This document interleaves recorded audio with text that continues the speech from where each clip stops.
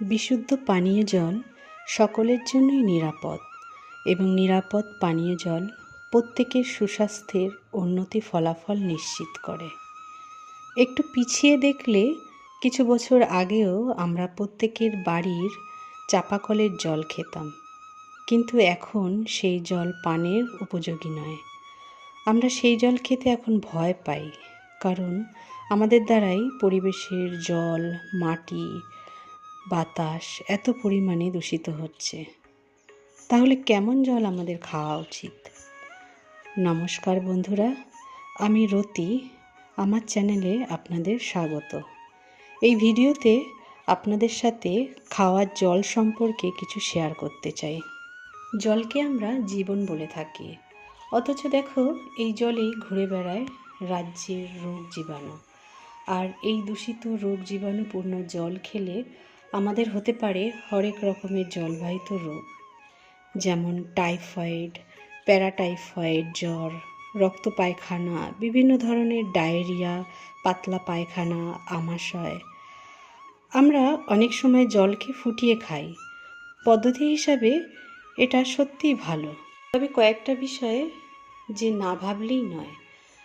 জল ফোটাতে যে জ্বালানি লাগে তার দাম অত্যাধিক। আর কয়েকটি ব্যাপার আমাদের জানতে হবে। জল টকবক করে ফুটতে শুরু করার পর অন্তত 20 থেকে 30 মিনিট ফোটাতে হবে। যে পাত্রে জল ফোটানো হবে সেখানেই রেখে দিতে হবে, অন্য পাত্রে ঢেলে রাখা যাবে না।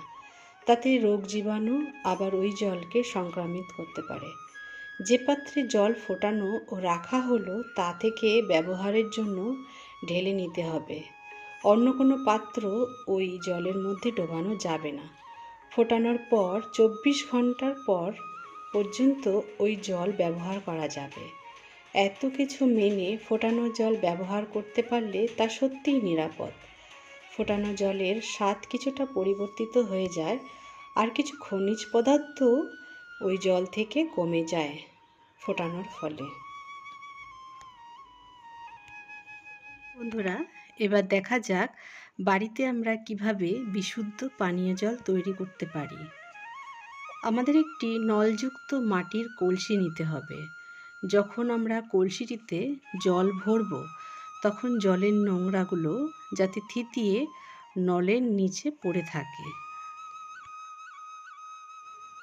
এই কলসিতে আমরা গভীর নলকূপযুক্ত বোরিং করা কল মোটর চালিয়ে সেই জল সরাসরি আমরা এই কলসিতে নিতে পারি। তারপর আমরা একটি ফিটকারি টুকরো নিয়ে জলের মধ্যে ভালো করে মিশিয়ে দেব।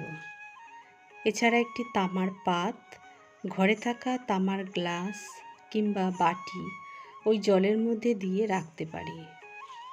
এরপর জলটিকে 7 থেকে 8 ঘন্টা নাড়াচাড়া না করে আমরা ঢেকে রেখে দেব। জলের মধ্যে একটি সুন্দর গন্ধ অনুভব করার জন্য আমরা তাজা তুলসী পাতা গাছ থেকে ছিঁড়ে জলের মধ্যে রাখব। তুলসী পাতাতে জলের জীবাণুও কাটে এবং জলটি খেতেও খুব সুস্বাদু হয়।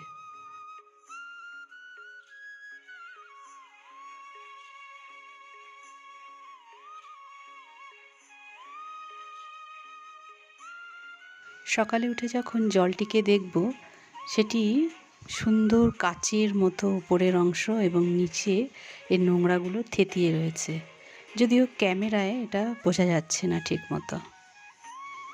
এরপর আমরা গাছ থেকে তোলা তাজা তুলসী পাতাগুলো জলের মধ্যে রেখে দেব, যাতে আমরা এই জলটি খুব সুন্দর সারাদিন গন্ধ অনুভব করতে পারি। বন্ধুরা, আপনারাই শুনে নিন আমাদের যোগা ক্লাসের বন্ধুদের জলটি কেমন লেগেছে। জলের মধ্যে একটা গন্ধ আসছে সুন্দর, কিসের? ফুলের মতন গন্ধ।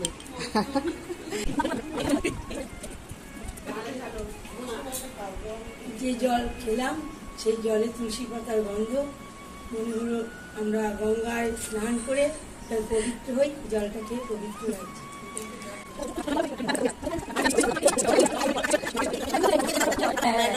বলছিল যে এরকম একবার থাকলে পারে জলটা ঠান্ডা থাকে। মেলাতে হ্যাঁ, সে জলটা খেয়ে ভালোই লাগলো। আর গন্ধটা তুলসী পাতারও মনে হচ্ছে তুলসী পাতা, যাই হোক, হ্যাঁ গন্ধটা তো ভালো লাগছে। দেখুন না গন্ধটা কিন্তু ভালো লাগলো।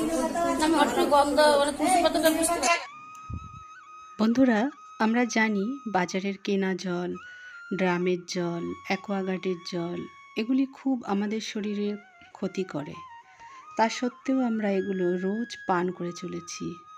আমরা যদি একটু সময় নিয়ে বাড়িতেই এভাবে জল জীবাণুমুক্ত করে খেতে পারি, তাহলে আমাদের শরীরের অনেক শারীরিক সমস্যাগুলি দূর হয়ে যাবে।